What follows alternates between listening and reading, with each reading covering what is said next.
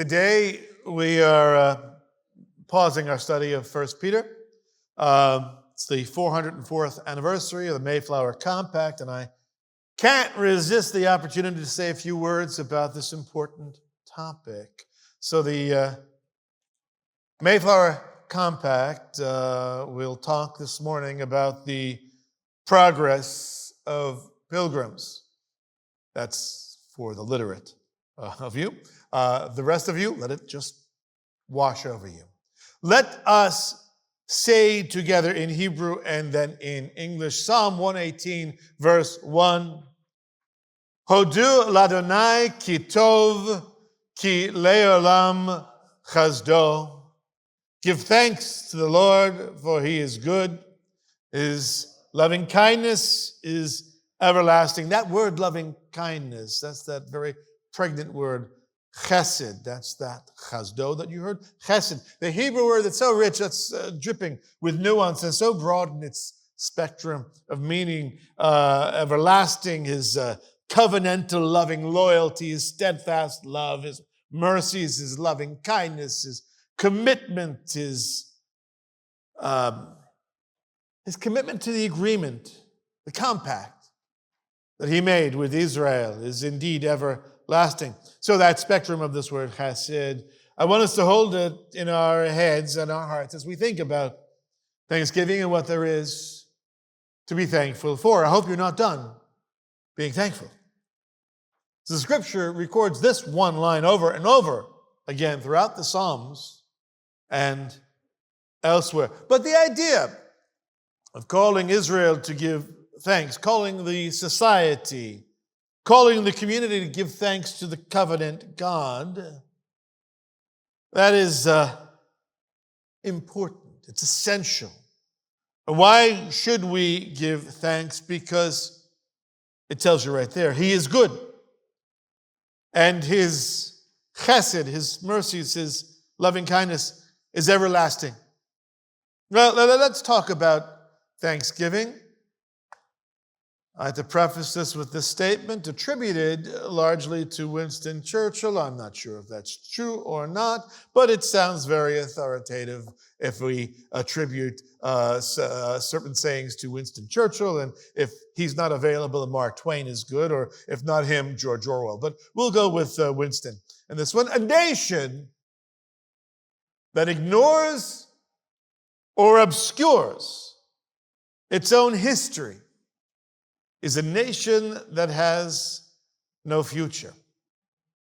So every bit of progress we make toward being unbounded by what has been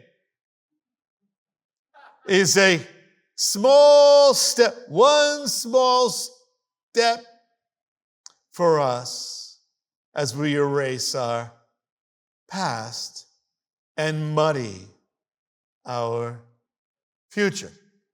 So a nation that ignores or obscures its own history is a nation that has no future. Well, let's focus on the story of Thanksgiving, on the heels of Thanksgiving. We have a proclamation that was delivered by George Washington on the 3rd of October, 1789. That was the year that the Constitution was constituted. And these are the words of George Washington, our first president, the father of our country. Whereas it is the duty of all nations. Now, I want you to, with each line, just about, we have a recognition of divine providence, of God's hand in steering and guiding our nation. So pay attention to not only what is said, but especially what is in between the lines. How much theology, how many theological declarations there are within this one brief proclamation by the father of our country. And of course, he being the chair of the drafting of our national constitution. You remember that's the one that begins, we, the people. He, of course, would know better than many today who would argue that, well, didn't old George understand that there is a wall of separation between religion and the state? How foolish of us not to recognize that which was so clear in the mind and in the eyes of the father of our country, the chairman of our constitutional committee, the first president. Well, here we are. Where is the duty? It is the duty of all nations, not just some nations, not just a few nations, but all nations, to acknowledge what? The providence of Almighty God, to obey His will, to be grateful for His benefits, and humbly to implore His protection and favor. It's not be grateful for the benefits of the state, not to implore the state's protection and favor, not to obey the will of the state. No! It is God. Whereas both houses of Congress have by their joint committee requested me to recommend to the people of the United States a day of, here it comes, public thanksgiving and, might get the vapors, public thanksgiving and prayer to be observed by acknowledging with grateful hearts the many signal favors of Almighty God, especially by affording them an opportunity peaceably to establish a form of government for their safety and happiness. Now, therefore, I do recommend and assign Thursday, the 26th day of November next, to be devoted by the people of these states to the service of that great and glorious being who is the beneficent author of all the good that was, that is, or that will be, that we may then all unite in rendering unto Him our sincere and humble thanks. Thanks for what? Glad you asked. For His kind care and protection of the people of this country previous to their becoming a nation, for the signal and manifold mercies and the favorable interpositions of His providence, which we experienced in the course and conclusion of the late war. That's the Revolutionary War, in case anybody was concerned. For the great degree of tranquility, union, and plenty which we have since enjoyed, for the peaceable and rational manner in which we have been enabled to establish constitutions of government for our safety and happiness, and particularly the national one now lately instituted for the civil and religious liberty with which we are blessed, the means we have of acquiring and diffusing useful knowledge, and in general of all the great and various favors which He hath been pleased to confer upon us, so much to be thankful for. And also that we may then unite in most humbly offering our prayers and supplications to the great Lord and ruler of nations, and beseech Him to pardon our national and other transgressions, to enable us all, whether in public or private stations, to perform our several and relative duties properly and punctually, to render our national government.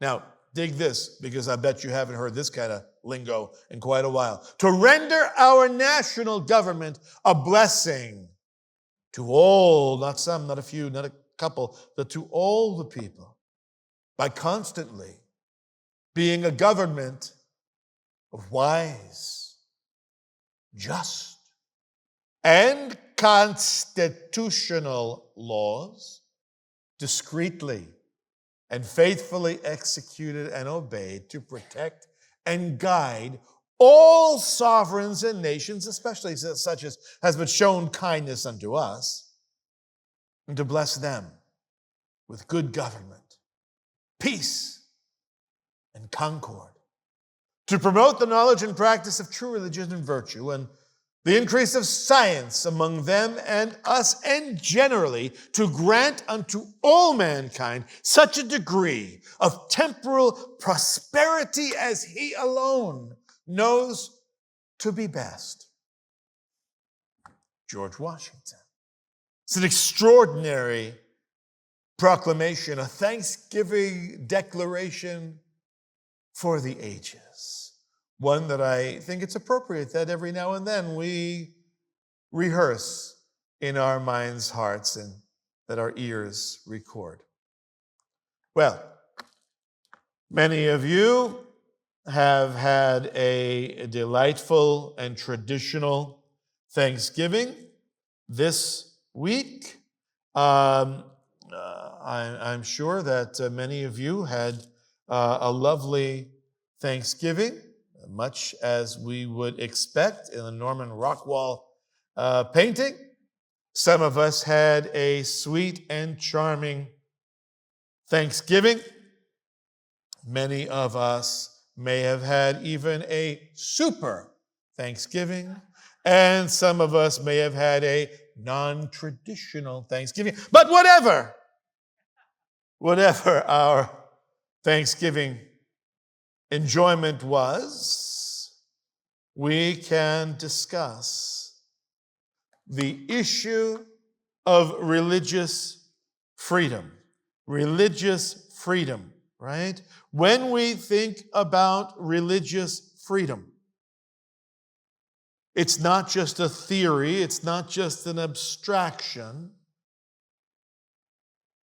There are, even today, there are issues that we are dealing with and that our courts, all the way up to the Supreme Court, are dealing with. Some that have been dealt with in the past few years, too many to enumerate, and others that are up for discussion and adjudication this year in 2025. We have, for example, in a mere 4 years ago, we had the argument, the court case where the synagogue in New York litigated against a governor who's no longer governor, Cuomo, because he wanted to make the ruling that there were limitations to the gathering of not only Jews, but other religious parties. And a synagogue took Cuomo, along with some Catholics as well, took him to court, and the ruling was that they were able to meet, that just because there was a pandemic didn't mean that your rights were limited. The next year, in 2021, there was Texas Senate Bill 797, which is the Texas law. I don't know if you're aware of this, but there is a law in our state of Texas that if the sign carrying our national motto, "In God We Trust," is donated to our public schools, it must be adhered to the wall. Our national motto, "In God We Trust," must be adhered to the walls of every schoolroom if they are donated. This year, we have a couple of rulings regarding religious freedom. There is a synagogue in Tampa that would like to be able to advertise their Hanukkah event on public transport, on the bus, and Tampa doesn't like the sound of that, so they're going to court. Religious freedom. 2025, this next year, the issue of whether students must be subjected, elementary students I'm talking about, not college students, but elementary students, they must be exposed to certain inappropriate books. Whether parents have a say, that's going to go to the Supreme Court most likely this coming year. There is another case regarding nuns and Catholic observance versus the state of New York. And of course, the issue of Catholic charities versus the state of Wisconsin. Religious liberty and the challenge thereof is still alive to this day. And so Thanksgiving is an appropriate and especially ponderously appropriate on the heels of this holiday. It's absolutely important to be able to consider these issues as not settled. As our Bill of Rights, First Amendment says, Congress should make no law respecting an establishment of religion, or, this is where it comes down to, or prohibiting the free exercise thereof. In other words, nobody should be able to limit your free exercise of religion or abridging the freedom of speech or the press, blah, blah, blah. We're going to talk about Compact, the Mayflower Compact. This is not that, nor is that the Mayflower Compact, right? But when we think about our Constitution, it's the latest in a line of documents that spoke to the freedom of religion, the rule of law, and how a religious and secular people, two groups, can live together in harmony. Takes a compact. And here we have a facsimile representation of the agreement that was made on board the Mayflower prior to their disembarking and settling this new and strange land. Before we discuss the Mayflower Compact, let's discuss who were the Pilgrims. The Pilgrims, first of all, were a group of radical Protestants. How radical were they? These were so radical that they were more radical than the larger group in Europe, the Puritans. These were the separatists, a sect of a Protestant sect. These are the dissenters, the ones who were dissenting from the Church of England. They were the truest of true believers. Remember that the Reformation occurred roughly 100 years ago. Martin Luther nailed his 95 Theses to the Wittenberg Church.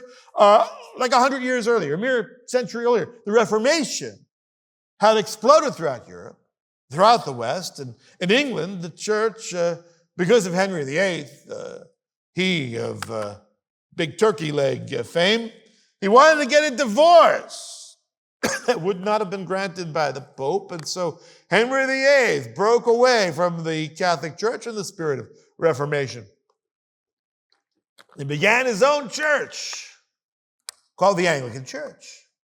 And that church, of course, still exists today. And the issue with the Anglican Church that these pilgrims, these separatists, these dissenters didn't like is that these dissenters did not like that the head of the church was not the Pope, but King Henry. So when we talk about church and state wedded together, Europe really knew what that was about, right? And that was something that was unacceptable to this particular group of Protestants. That's why they were dissenters, and they wanted to separate from the Church of England.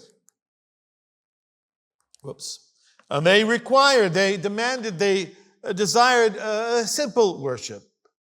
No cathedrals, no stained glass, no state church, no King James. Same King James who was responsible for authorizing the translation of the KJV, the King James Version, right? Famous King James, the head now of the church. And they're simple congregationalists. And while they attempted to worship in their own way in England, they would have been happy for England to go their way and they just to be left alone. But the Anglicans, the state church, would not leave these dissenters, these separatists alone. They were not allowed to worship freely as their conscience dictated, as they understood Scripture. And so after a while, the group fled England and exchanged England. Not for America, no, but first they exchanged England for a more local destination, Holland, the Netherlands. It's a more liberal society where there was more freedom to be able to worship God in the way they wanted to. For example, to pray extemporaneously and freely, instead of being bound to reading formal, pre-written Anglican prayers. Just one issue among many, but along with this more liberal spirit of free worship and religious liberty that existed in the culture of Holland, there was also at the same time a cultural spirit of licentiousness. The best way that I could illustrate this is, imagine, if you will, contrary to our popular understanding, Texans departing for California. Hard to imagine, I know, it just goes the other way. But imagine what it would be like to bring your children to live in an anything goes kind of a state. Certainly have some freedoms, but there's also a great societal and cultural pressure that you might not want your children exposed to. No offense to the fine people of California who are here or watching right now, but Holland was, even today, Amsterdam, we think of certain connotations, what a European city, a loose city might be. And that city, the nation, the Netherlands, was a little bit raucous, a little bit culturally bold for these dissenters, for these sensitive religious dissenters. And so they determined a portion of them could no longer expose their children to living in the true freedom of Holland's cultural morass, swamp. They determined to embark on an extraordinary journey, an experiment of traveling across the expanse of ocean to the New World, to a new continent, which had been so recently discovered a mere century earlier. Now, the Pilgrims get their name from 1 Peter. Now, we should be familiar with this as we're in this book. But 1 Peter chapter 2, verse 11, which we just dealt with, I believe, last month, which reads, "Dearly beloved, I beseech you, as strangers and pilgrims, abstain from fleshly lusts, which war against." Anyway, they identified with this verse and hence took their name, right? And so they left behind the great churches of England, exchanged them for the cultural freedom of Holland. They did not want this fancy schmancy cathedrals. They wanted simple and pure worship. And so people were familiar with America by this time. Jamestown, of course, named after King James of KJV fame, had been settled a few years earlier. Before that, 2 decades earlier, Roanoke had disappeared. And there had been a lot of trade, a lot of industry, a lot of merchants setting up shop in Virginia, and not a lot of colonists. And so this group petitioned England. They petitioned the king, even though they didn't want to worship under the Anglican system, they were still loyal subjects to the king. And they petitioned to see if they could find some means by which they could appropriate means to be able to travel. Ships, they needed ships, and they needed investors.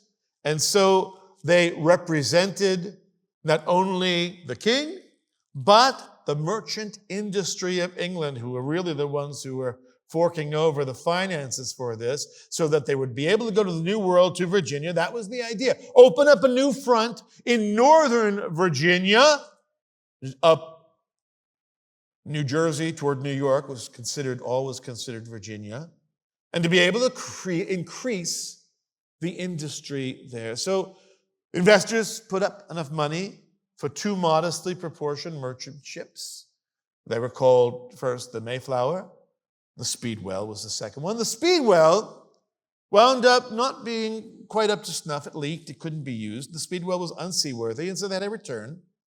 And they set out now in the now overstuffed Mayflower.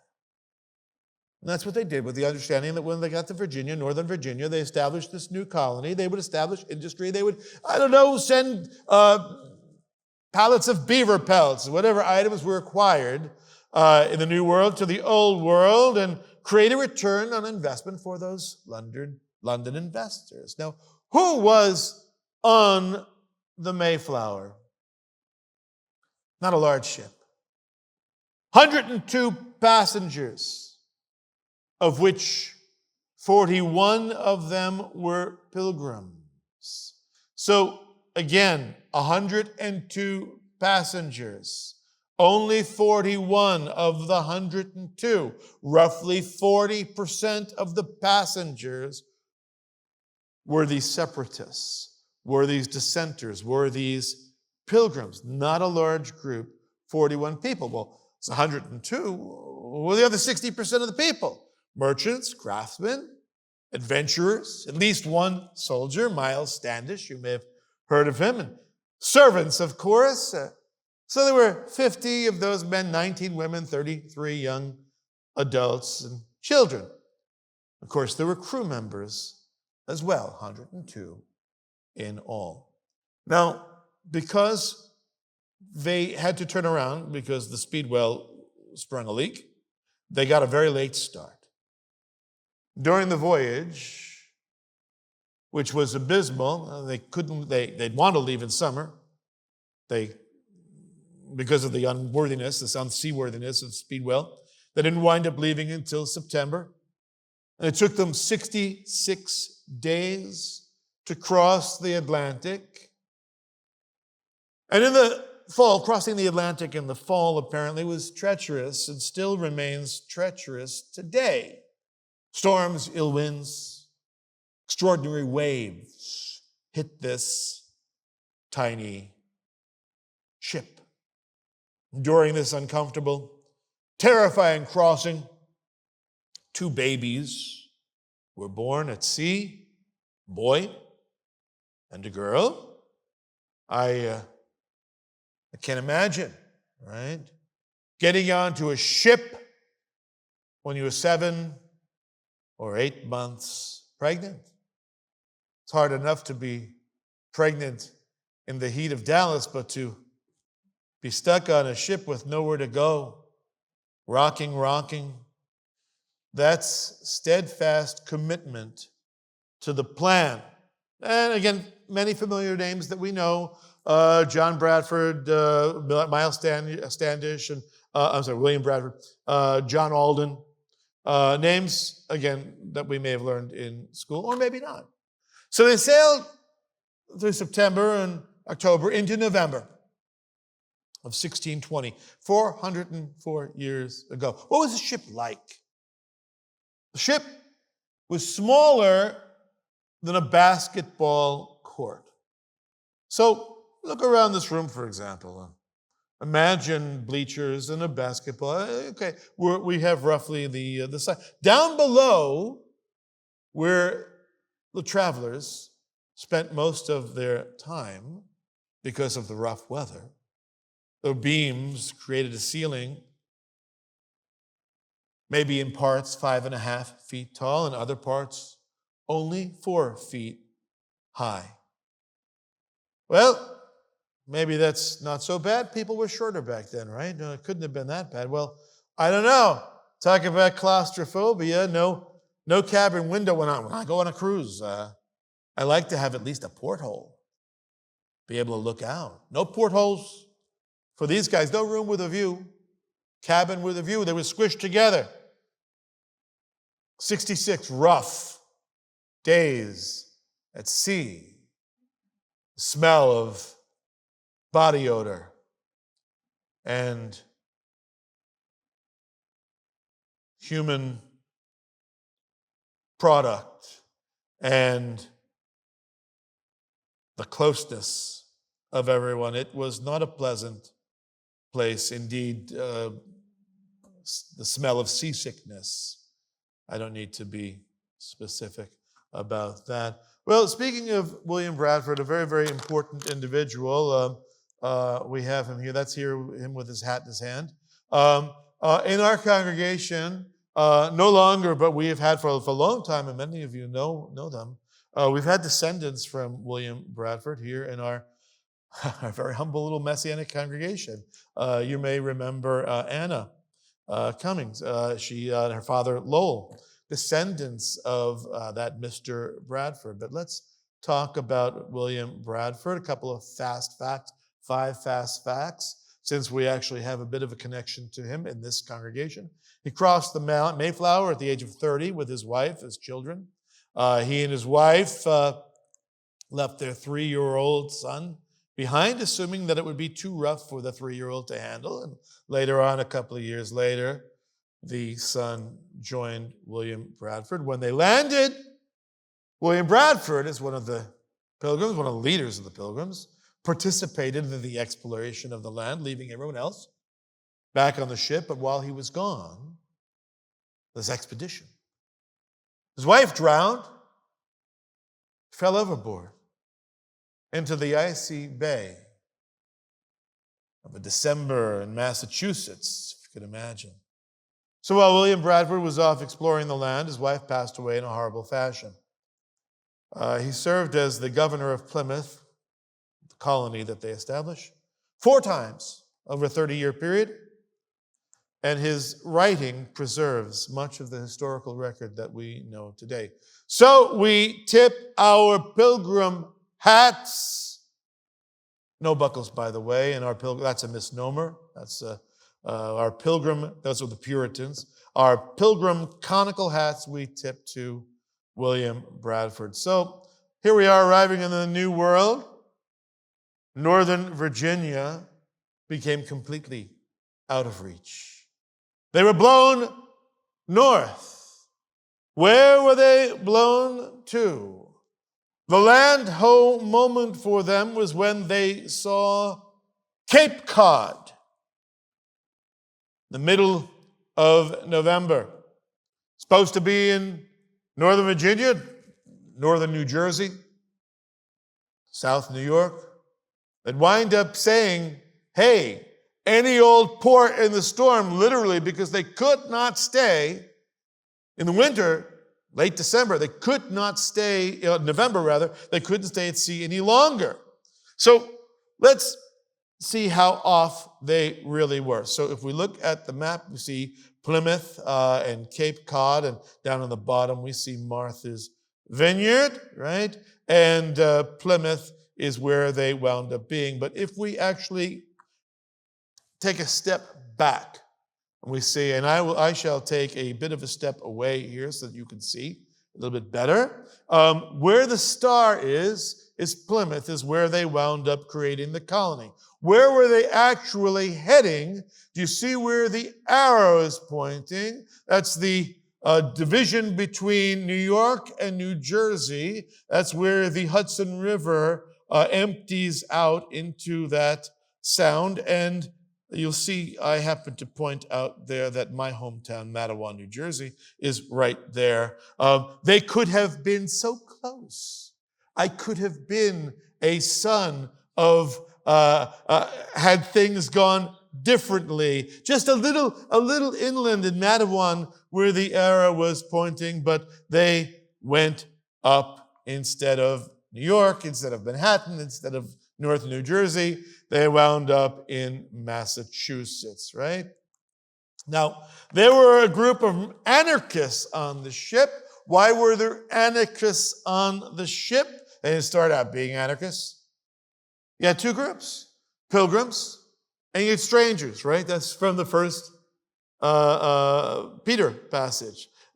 Pilgrims and strangers, right? All those craftsmen, those merchants, those adventurers, those all considered by the pilgrims to be strangers, pilgrims and strangers, and they're traveling together. But because they're blown so far north out of the jurisdiction of Virginia, landing in a place where England has no colony, there's no king's law, there's no established legal authority, there's nothing.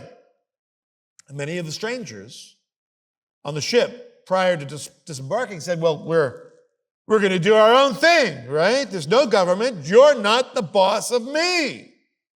And so the anarchists were stirring up trouble and creating potential disaster. It was like in the time of the judges, where everyone does what's right in his own eyes, and that would have been terrible. So to stave off disaster for the sake of survival, the settlers, before they disembarked, said, we can't have this. We have to have a civil society, some kind of a civil society, that we can all agree on some kind of rule of law. And so they signed a social compact, a contract. 41 men, composed of pilgrims and strangers, both groups, came together, a coalition of 41 men. Now, these strangers were not atheists, most likely Anglicans. They were Christian, but they just simply were not separatists. And so they understood what the Bible said. They understood the first 400 years or so of the nation of Israel, understanding what a nation is and is governed by God and through a compact of law. And so this coalition of 41 men signed this compact, this covenant, this contract of self-government. It's written, it's drafted.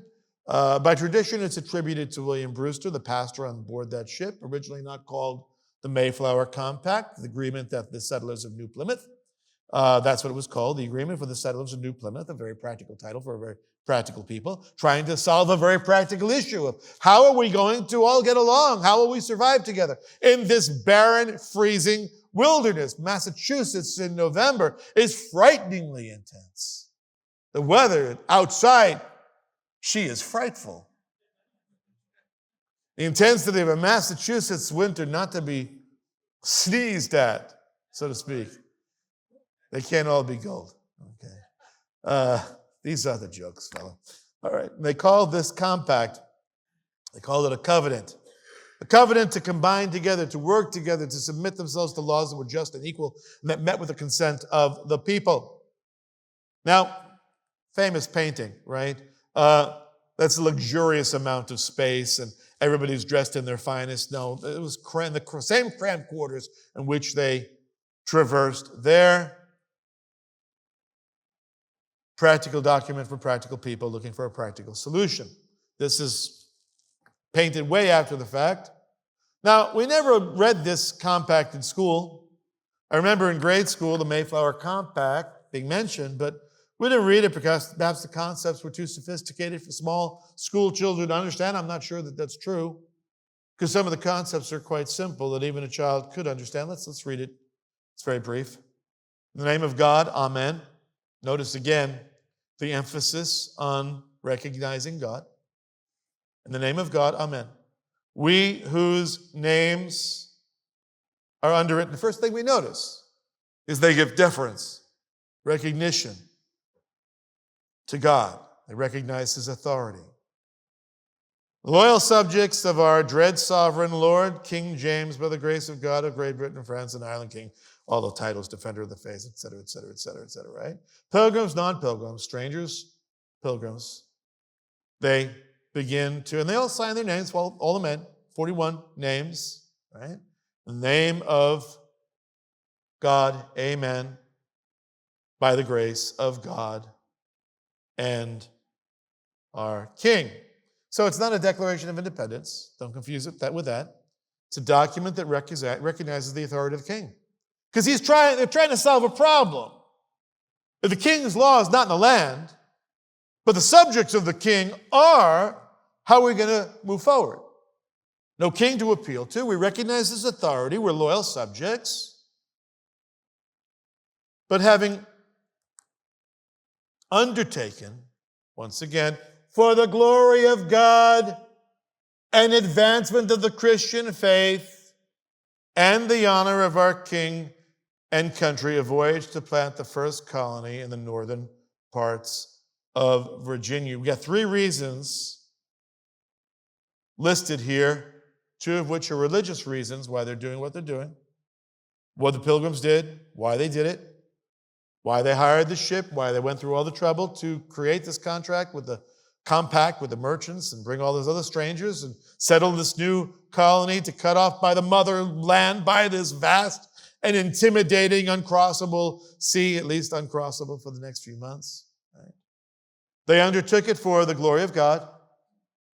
The advancement of Christian faith means they were going to share their faith with the Indians. They were fully aware that there were Aboriginals who lived in the land, right? That had been reported, and they thought it was their duty to share their faith, to evangelize those who had not yet heard the gospel. So they wanted to glorify God, and they wanted to advance the Christian faith and to advance the honor of king and country. This is not imperialism in any form, to share your faith or to want to share your faith. It's love, that's concern. See, if people who don't know Yeshua, and I wanted to share with them. Well, do by these present solemnly and mutually in the presence of God and one another covenant, and combine ourselves together into a civil body politic for our better ordering and preservation and furtherance of the ends aforesaid. Now, you see that word covenant, in the presence of one another and in the presence of God, who is there with them, we covenant. It's a term they recognized from the Bible. They identified with the Jewish people. They identified with Israel coming out of Egypt and taking and entering a new land. And so they used this term covenant. They said, we covenant together. We combine ourselves into a civil body politic. That's the key phrase here that helps them become a society. This is what we're doing. We're covenanting, compacting together to create a civil society. In other words, for our better ordering and preservation and furtherance of the ends aforesaid. What were those ends aforesaid? Glory of God, advance Christian faith, honor king and country, right? This is how we're going to depend on one another, create a sandbox of society, borders, boundaries of law, let us know how to live. I want you to notice that the word federal comes from the Latin word fidus, which means covenant or pact or treaty or compact. So we get this whole concept of federal government finds its origin in the Mayflower Compact, which finds the origin of that concept from the Bible. Right. And by virtue hereof, do enact, constitute, and frame such just and equal laws. Where did they get the idea of just and equal? From the Bible. Concepts of justice and equity, right? The Pilgrims knew their Bible. And they named themselves, of course, after a biblical verse, right? After a phrase. They know their Bible. They knew the goal of God's law was to establish justice and equality. Just and equal laws, ordinances, acts, constitutions, and offices, from time to time as shall be thought most meet and convenient for the general good of the colony, and to which we promise all due submission and obedience, right? They also know Romans regarding the authorities. They also know 1 Peter regarding the authorities. They themselves are compacting to be the governing authorities, committing themselves to self-government, civil and just society. In witness whereof, we have hereto subscribed our names at Cape Cod, the 11th of November. It's actually later than that, 21st of November by our calendar today. In the reign of our sovereign Lord King James of England, France, and Ireland, etc., etc., etc., 1620. That is the Mayflower. It's done. That's it. That's the Mayflower Compact. We have documents like this, proto-constitutions before, like the Magna Carta comes to mind, right? 400 years earlier. But those just laws could only be created by the king. These people are taking it upon themselves to create laws for their own society, committing themselves not to the rule of a monarch who has the divine right to rule, but they are creating laws based on the Bible and practicality. Mayflower Compact, the Pilgrims' Progress, we see here such an extraordinary departure from anything they experienced in Europe and England or in France or Scotland or Netherlands, right? It's a new model. A model of what? Consensual government of the people, by the people, for the people. Pilgrims were actually making a reality 150 years prior to the Revolutionary War and to the Declaration of Independence. This is our heritage. So let's get to Thanksgiving already. 1617, 3 years prior to the arrival of the Mayflower, there had been people living in Plymouth, wasn't called Plymouth at the time. There were Indian tribes throughout that area, a particular Indian tribe that actually had colonized this very special area, this area that later became known as Plymouth. It had been wiped out by a plague. Some traders had brought chicken pox, measles, whatever it may have been, right? Smallpox, who knows? But an entire tribe of Indians that had colonized this area were wiped out 3 years earlier. They had buried their food. They had tilled the land. They had prepared. And if it weren't for the fact that one of that tribe, by the name of Squanto, had been kidnapped by the Europeans and taken to Europe as a slave, then no one would have survived. The only reason we know about this is because Squanto eventually returns and he finds the Pilgrims and he explains exactly what happened. It's why there are skeletons. It's where there are corpses, remains of the Indian settlement there. Squanto comes back. He's educated. He's trained in England. He sees the colonists, the Pilgrims, settling in that land, struggling so desperately to survive in this inhabitable wilderness. And he walks up to them one day, Squanto does, and he says, howdy. My translation is, he says, shalom, alechem. They showed him how to plant corn. Showed him how to fish. Showed him how to fish. They didn't know where the fish were and the good places where the fish were. But Squanto showed them everything they needed. And the people of Plymouth, this colony, were able to survive because this one Indian had been spared the plague because terrible circumstances, taken as a slave. But he came back, free man, educated man, was able to serve the Pilgrims, help them, taught them how to plant corn, how to feed themselves. So when the Mayflower wound up in the spring returning, not one colonist abandoned Plymouth, even though it had been in a tremendously rough winter, just to get through that winter. They actually landed, remember, in December. We had lost one, the wife of Bradford, fell overboard. But before they even settled the land, getting through and get through that winter, they lost half the people. 50 people would be dead before spring came. They only had 102. When the surrounding Indians came, peace was made between the Indians and the Pilgrims, and they wound up having feasts. 50 surviving Pilgrims, 90 Indians pictured here. Thank God somebody was there to paint the picture. First Thanksgiving. What are they giving Thanksgiving for? For survival, for hope, for a future. Thanksgiving that they were able to accomplish the goal of finding a place to worship with religious liberty and freedom. And so they enjoyed this time of Thanksgiving. The Indians themselves brought food for the meal. The Pilgrims harvested some of their crops. Again, first Thanksgiving. And when people tell us today, not in this group, some people tell us today there are voices that say Thanksgiving shouldn't be celebrated or it's outdated, it's archaic, it's imperialistic, it's a relic of an old mindset. Right? It's nonsense.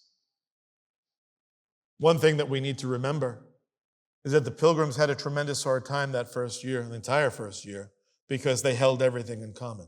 They were socialists. It was a commune.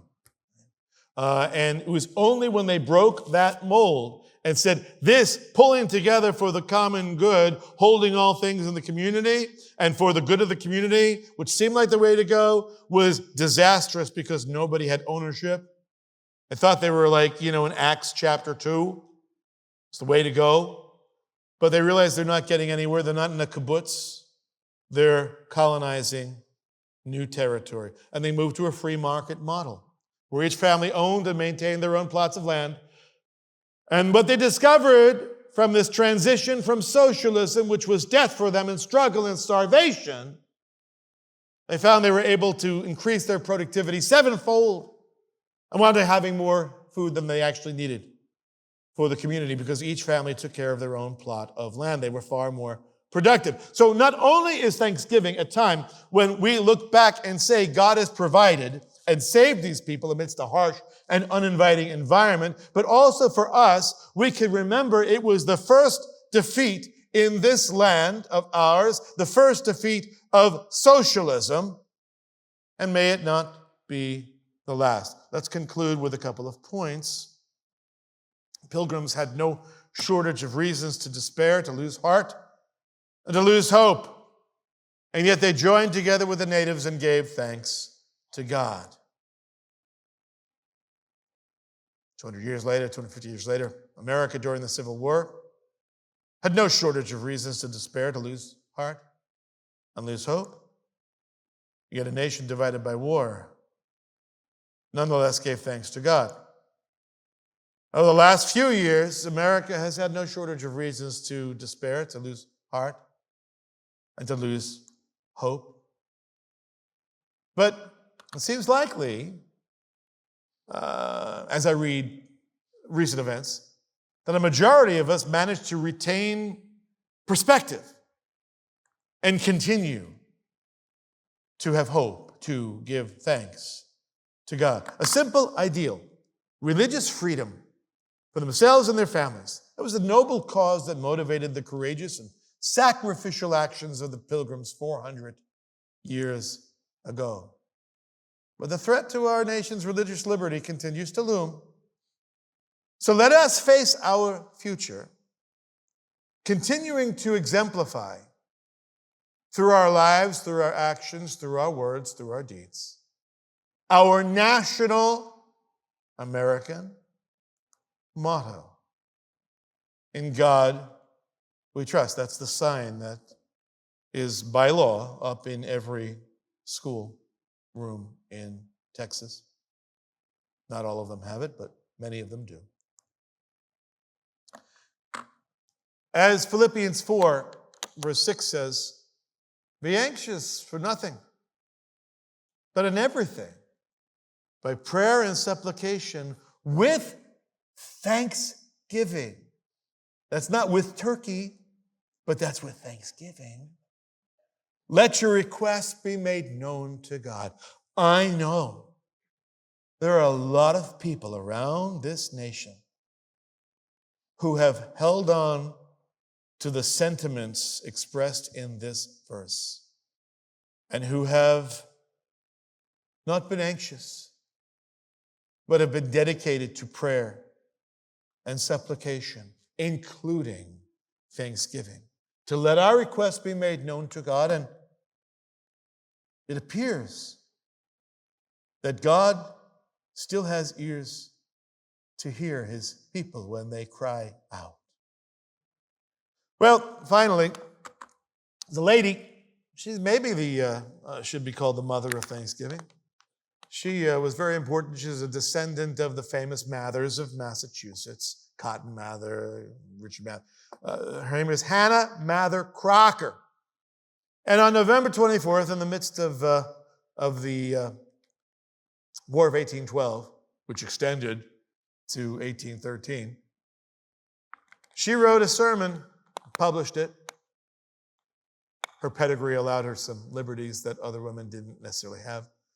But she wrote, and I'm encouraged especially by this sentiment, as she encouraged people to celebrate Thanksgiving, to retain an attitude, a perspective of Thanksgiving, no matter what the circumstances are.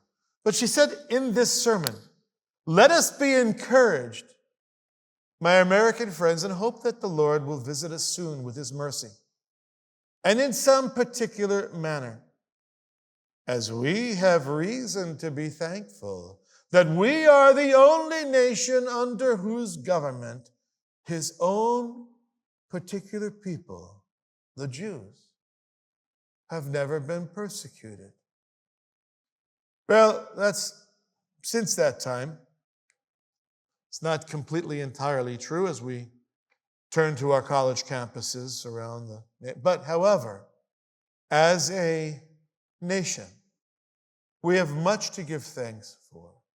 And perhaps Hannah Mather Crocker, this advocate, ardent advocate of this Thanksgiving celebration, was quite right that we find in the undergirding of our reasons for Thanksgiving the fact that America has always been so hospitable to the Jewish people. As a Jewish person, I am extraordinarily thankful for this nation and for this nation's ideals. And it is my honor to lead a messianic congregation and proclaim these truths as long as we are able to.